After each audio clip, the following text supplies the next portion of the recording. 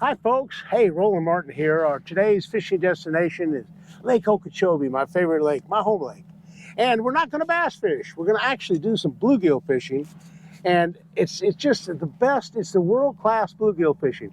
I'll show you some bluegill beds that are just thousands of fish. And as a bonus, we're liable to find mayan cichlids, which are twice as big, and they're in the same area, and some marauding bass. Some bass come around trying to chase these bluegills and eat them, and so occasionally we'll catch some great big bass around the bluegill beds. So let's get started. Coming up to the Clewiston Locks, this is a hurricane structure that in case of high water, when the water gets up really high, it protects the town. Right now, the water's down to 11 feet, which is a good level for bluegills and bass, but it gets up to about 18 feet. So we're actually down about 6 or 7 feet from the highest it can be. But in a big hurricane, it could get up way higher than that. In fact, there's been some hurricanes. That's why they built the levee. That's why they built the lock, because there was a lot of deaths back in the 20s from some hurricanes where they didn't have the locks, they didn't have the levee, and people were drowned in the process. Anyway, this is the Clewiston Lock.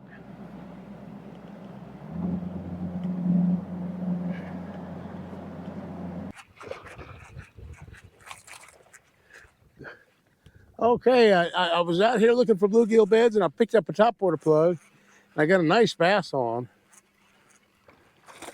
Good 4 or 5 pounder. It's a beauty. It's a beauty. And that's what I'm primarily bluegill fishing. But I saw something break over there where the bluegills were bedding, and this is what I came up with. This is the bonus that I'm talking about. I haven't even caught any bluegills yet. I'm just looking for bluegill beds. But look at this beautiful bass. It's a great big 4 pounder that hit right out in the middle of nowhere. And so what I'll do is I'll see if there's some more schoolers out here. See, that's this time of year that the bluegills are bedding, but the big bass are biting too. They're schooling up. So I'm going to throw it back, and there's a bluegill bird right here. I'm going to throw right out there. I saw some activity out there. When that thing hit the water, it was all over.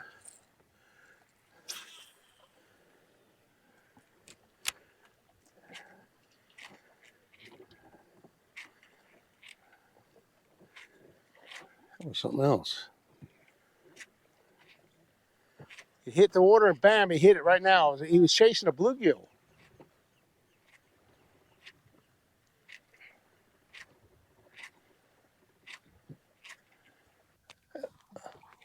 Kind of on a medium retrieve on this. Ah, there's one. Yeah, nice one. Ooh, look at this big fish right here. Ooh. Okay. Nice one. I'm going to take my power pole and drop my power pole down. Let's see, right here. Okay, you can notice all the beds right here. They're right underneath us. It's just a bunch of them, all in the water right here. You can see the spawning beds right here at the bottom. A bunch of them here. Woo! That's what it takes. Yep. You know, these bluegills are really good to eat. There's also a mayan cichlid. I haven't caught one yet. There's a few out here, and they're even better, and they're twice as big. That's a nice bluegill. But you can notice these beds right here are just phenomenal. You can see them so good. Now these beds, you don't see the bluegills on them right now because we're too close. But those over there, I can see the bluegills on the beds right there. So it's when you get right over them like this, like we are, you scare them away. This doesn't seem to work, but if you keep your distance, and I don't know what the safe distance is, I know that if I throw about, as far as a single throw, about 30 or 40 feet, then just reel it slow and easy. Right over some beautiful beds right here. Yeah.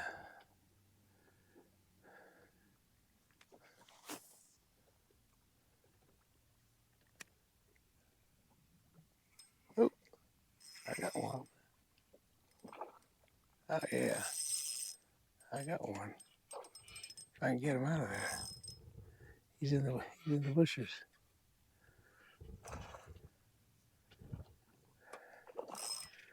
I got him out. I got him out. He's in the. He got caught in the bulrushes, boy. He's a big one too. He's a real big one. Yeah. He's a good one. Whew.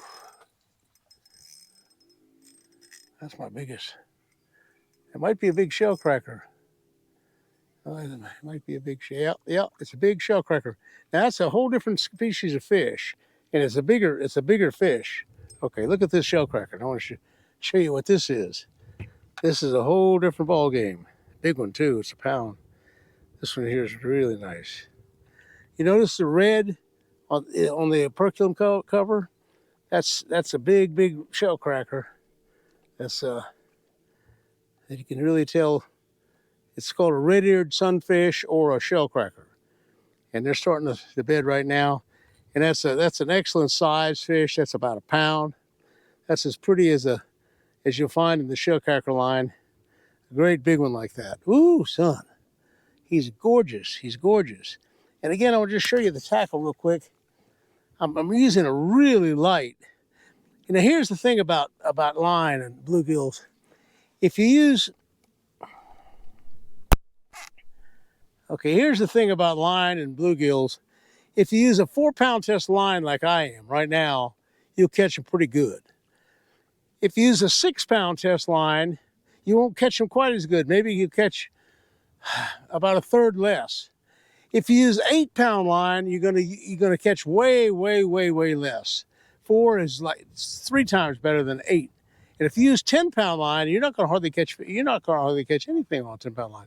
I don't know what it is about a 10-pound line, but it really makes a difference. And I use a 4-pound line. Now this happens to be a 1/32 of an ounce little clevis. Okay, it's a little wire. It's a little wire clevis with a little bitty spinner, the smallest spinner they make. I guess it's what is it called? I don't know what it is. Anyway, that's really small. I tie it with a Palomar knot. Try to keep it all untwisted. See if I can untwist it right there. And that's a little black and yellow striped little tail. And it doesn't cast very good. It's only casts about 40 or so feet, but I can just make a nice long cast with it. About 40 feet. Let it sink down a little bit. Start reeling slow and easy. You notice I'm not reeling very fast.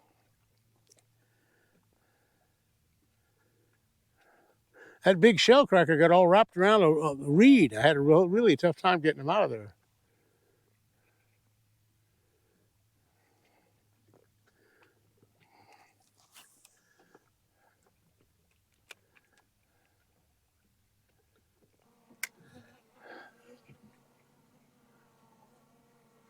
There's one. Okay. Yeah. That's a good one. Okay, let's see what we got here. Got a good one here. That's a bluegill. That's a bluegill. I'm catching both bluegills and shell crackers in the same exact spot, which is pretty good. That's a good deal. Okay. That's a good deal. Okay, right there. I'm going to try. Got one. I got one. I got one. Yes, sir.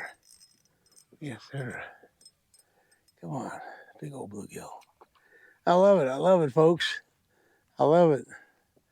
I don't know if you can have any more fun to come out here in June, July, April, May, June, July, and find these bluegills like this. I mean, this is a ton of them. And they're very good to eat. People really come and eat them really well. This is a big one. Oh, I lift him up. He's a pound fish. He was a good one. Okay.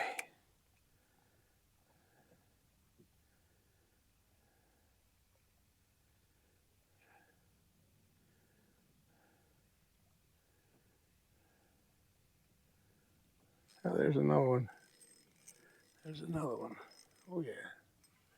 Come on. There's another one. Yeah.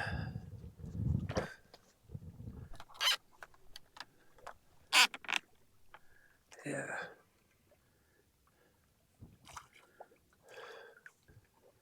Okay.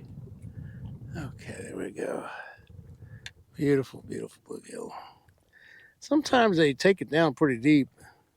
This one's kind of got down in his mouth pretty far. I might have to find a pair of pliers and try to work it out because he's taking it pretty deep. I don't know if I can get it out. Ooh, that's going to be a tough deal. Get it out of there. Yeah. Okay. Little. Didn't hurt him too bad. They're pretty tough. Of course, everybody keeps them. I mean, I could keep them, and I do often keep them. But today I'm throwing them back just for the heck of it. It's a nice little bluegill bed. Beautiful, beautiful bluegill bed. I'm just throwing. I can throw all the way out this way. This is really good right here.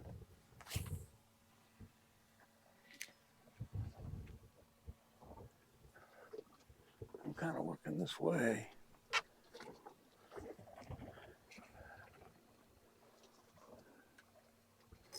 Yeah. Oh yeah. I love it. Ooh-wee. That feels like a good one. That rod is just bent. I'm gonna tell you, 4 pound test line wouldn't. He couldn't handle much more. That rod is bent all to heck. Oh heavens, that's got to be a big one. That's got to be a big Mayan cichlid or a big red-eared sunfish. I think it's a red ear. Yep, it's a red-eared sunfish. Big one too. Yeah, big old pounder. Big old pounder. Look at that guy. Isn't that beautiful? That's a beautiful fish. Beautiful fish. I'm telling you, folks, when you catch them this size, that is what it's all about. A pound. A pound. Woo! That's some pan fishing. That's some pan fishing. But it's so much fun. This is so much fun just finding, these beds like this. It's really a good bed. Throw it out there. I'm just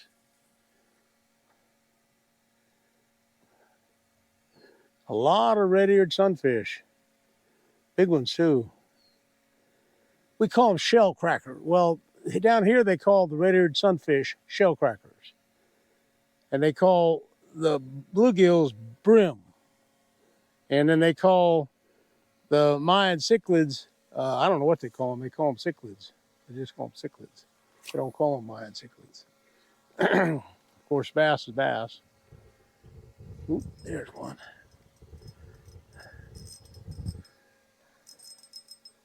Yeah. Oh, I lost him. I lost him. Now, one of the ways that we have to find these bluegill beds, there's a lot of ways. Usually just stop in at the marina, and there'll be a lot of people talking about bluegills, and we tell people where to go, and the shoal is a pretty rock solid place. You can come up and down this what they call observation shoal, and from Uncle Joe's Cut all the way up to the the the very end of the whole system. You have bluegill beds the whole way, and just millions, actually millions of them. And in fact, Okeechobee is kind of interesting, and it has a commercial fishery, and they have a licensing to some commercial guys, and they can take nets a mile offshore, and they bluegill fish. They sweep some of the shoals out there in the shallow water and catch thousands and thousands of bluegill. For every bluegill they catch, they have to pay the state of Florida 5 cents. It's kind of a part of the program, and so they but then they sell them. And they sell the bluegill to the restaurants, and it's a legal fare. So it's a game fish that is sold. Not all game fish are, most game fish are not considered For some reason, they don't consider a game fish, the bluegill, a big game fish. But anyway, they sell them, and there's millions of them. So this lake has just got millions of bluegills.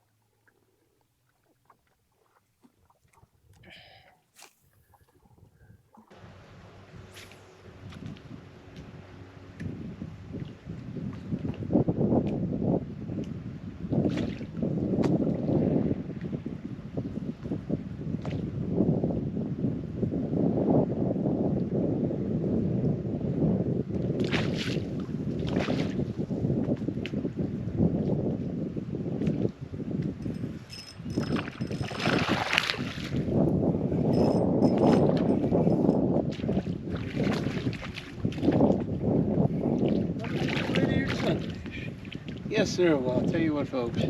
We've had one heck of a day. Big old red-eared sunfish, about a pound apiece. We've had mayan cichlids. We've had 3 bonus bass. I'm telling you what, you can't beat pan fishing on Lake Okeechobee. Not when you catch quality fish like this one. That's what it's all about. So if you come on down in April, May, June, July, and we'll tell you where the fish are. Right now, it's easy to find them. It's up on Observation Shoal. It's just one of the many places we tell people. So come on down if you would, and Lake Okeechobee's alive and well. Bonus bass, bonus mayan cichlids, shell crackers, and bluegills. Hey, we'll see you again soon, and hey, thanks for watching. Hey, and hit that like button, hit that subscribe button. That's the grease that makes my sponsors happy. And that's what we need. We'll have more and more good information coming your way. So thanks again for watching.